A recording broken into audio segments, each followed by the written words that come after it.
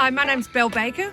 And my name's Patrick O'Driscoll. My mates refer to me as Pods, and we are Adelaide Hills Farm Services. In late 2019, bushfires ravaged many parts of South Australia, including the picturesque Adelaide Hills. Many businesses were lost or badly damaged by the fires, but as the local vegetation and wildlife have proven to be resilient, so too have local businesses. As the region rebuilds, farmers Patrick "Pods" O'Driscoll and Belle Baker have established Adelaide Hills Farm Services to help local landowners reduce their bushfire risk. Clearing off any fence lines of tree limbs that are down in paddocks.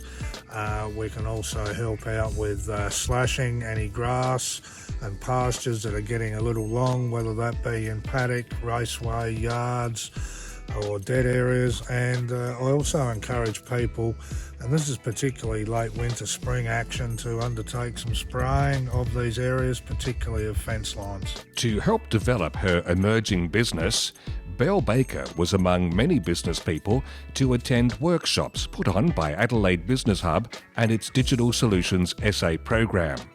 In particular, she found the workshop Marketing You Can Measure to be very helpful.